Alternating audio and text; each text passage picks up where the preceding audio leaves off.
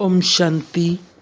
16/1/75 ज्वाला रूप अवस्था। विश्व परिवर्तन के आधार मूर्त, सर्व संबंधों तथा प्रकृति के सर्व आकर्षणों से उपराम आकर्षण मूर्त बाप दादा ज्ञान रतन वत्सों से बोले, अपने को नैनों में समाये हुए नैनों के नूर व नूरे रतन समझते हो। स्वयं को बाप दादा के नैनों के सितारे समझते हो। नैनों के सम्मुख हो या नैनों में समाये हुए हो। दो प्रकार के सितारे इस समय चमक रहे हैं। हर एक स्वयं से पूछे कि मैं कौन सा सितारा हूँ। समाये हुए की क्वालिफिकेशन और सम्मुख वाले के बीच, दो के बीच में तीसरे के आने की मार्जिन रहती है, अर्थात कोई ना कोई विघ्न निरंतर में अंतर कर सकता है।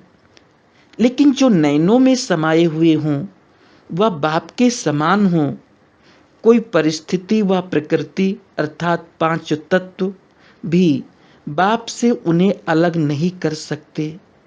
गोया वे सदा विजयी निरंतर एक रस और एक की लगन में मगन होंगे। एक बाप और बाप समान सदा ईश्वरीय सेवा, बस इसके सिवा उन्हें और कुछ दिखाई नहीं देगा। उनकी दृष्टि, वृत्ति और स्मृति ये तीनों ही सदा समर्थ रहती है, अर्थात व्यर्थ समाप्त हो जाता है। ऐसे बने हो या बनना है। विश्व परिवर्तन के आधार मूर्त स्वयं को परिवर्तन किया हुआ अनुभव करते हो। अगर आधार मूर्त संपूर्ण परिवर्तन की अभी स्वयं में कमी महसूस करते हैं तो फिर विश्व परिवर्तन कैसे होगा। आधार मूर्त स्वयं अपने लिए ही कुछ समय की आवश्यकता समझते हैं या विश्व परिवर्तन के लिए अभी समय चाहिए, ये संकल्प उत्पन्न होता है। आधार मूर्त के दृढ़ संकल्प में कभी हलचल के संकल्प रहते हैं तो विनाश अर्थ निमित्त बनी हुई आत्माओं में कभी जोश कभी होश आ जाता है। आधार मूर्त आत्माओं का संकल्प ही विनाश अर्थ निमित्त बनी हुई आत्माओं की प्रेरणा का आधार है।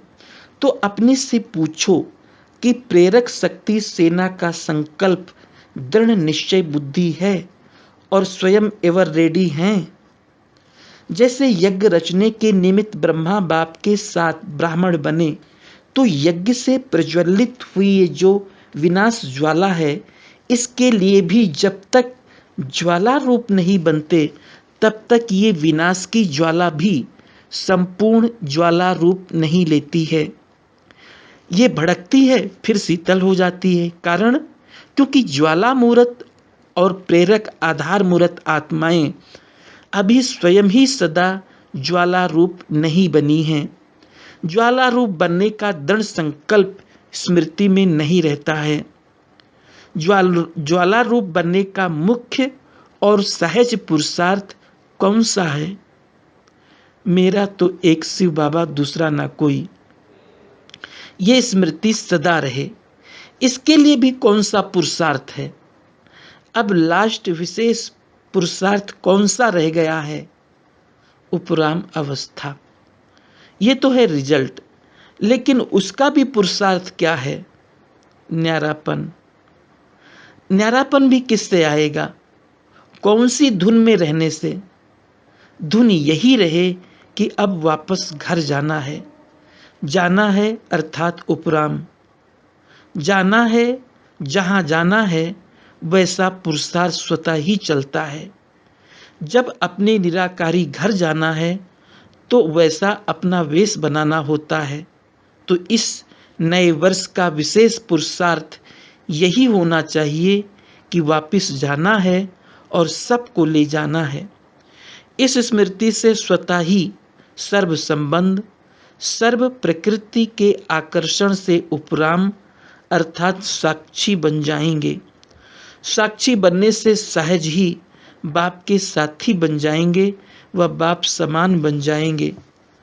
सर्व को सदा ज्वाला रूप दिखाई देंगे। तभी ये विनाश ज्वाला भी आपके ज्वाला रूप के साथ साथ स्पष्ट दिखाई देगी।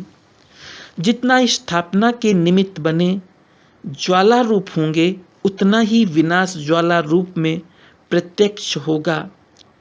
इस दृढ़ संकल्प की तीली लगाओ, तब विनाश ज्वाला भड़केगी। अभी शीतल रूप में है, क्योंकि आधार मूर्त भी पुरुषार्थ में शीतल है। संगठन रूप का ज्वाला रूप विश्व के विनाश का कार्य संपन्न करेगा। अल्प आत्माओं का दृढ़ संकल्प अल्प काल के लिए कहीं कहीं विनाश ज्वाला भड़काने के निमित्त बना है, लेकिन महाविनाश और विश्व परिवर्तन संगठन के एक श्रेष्ठ संकल्प के सिवाय संपन्न नहीं हो सकता। इसलिए इस वर्ष में अपनी लास्ट स्टेज सर्व कर्म बंधनों से मुक्त कर्मातीत अवस्था न्यारे और प्यारेपन का बैलेंस सदा ठीक रहे, ऐसी निराकारी स्टेज संगठन रूप में बनाओ। तब विनाश के नज़ारे और साथ साथ नई दुनिया के नज़ारे स्पष्ट दिखाई देंगे। सबको इस वर्ष ये पुरुषार्थ करना है। इस लास्ट पुरुषार्थ से ही स्वयं की और विनाश की गति फास्ट होगी। संकल्प चलता है या समाप्त हो गया है? घबराते तो नहीं हो कि क्या होगा, कैसे होगा? अगर और मगर तो नहीं आता।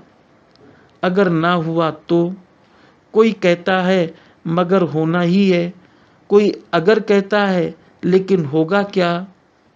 कई समझते हैं कि बाप तो अव्यक्त हो गया, व्यक्त में सामना करने वाले तो हम ही हैं। लेकिन आप भी अव्यक्त हो जाओ, अर्थात कोई भी सामने आए तो व्यक्त भाव की बात उन्हें दिखाई ना दे या करने की हिम्मत ना हो। औरों के भी व्यक्त भाव को मिटाने वाले अव्यक्त फरिश्ते बन जाओ।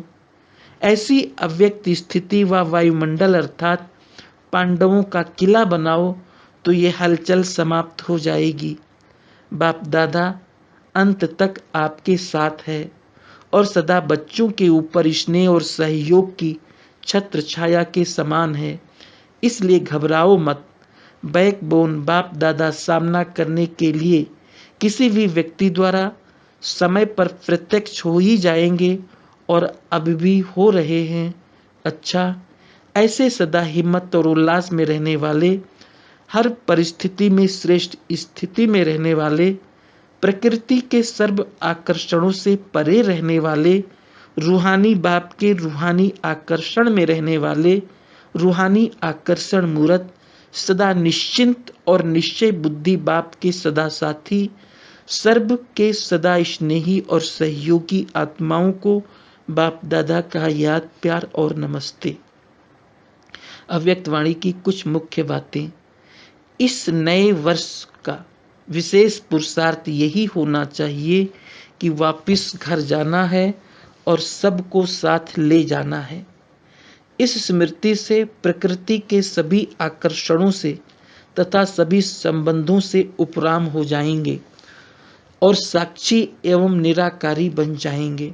दूसरा, साक्षी होने से सहज ही बाप के साथी बन जाएंगे और समान बन जाएंगे। तीसरा, जो वत्स बाप दादा के नैनों में समाये हुए होते हैं वे बाप समान होते हैं। कोई भी परिस्थिति और प्रकृति का कोई भी रूप उन्हें बाप से अलग नहीं कर सकता। वे सदा एक की लगन में मगन होते हैं।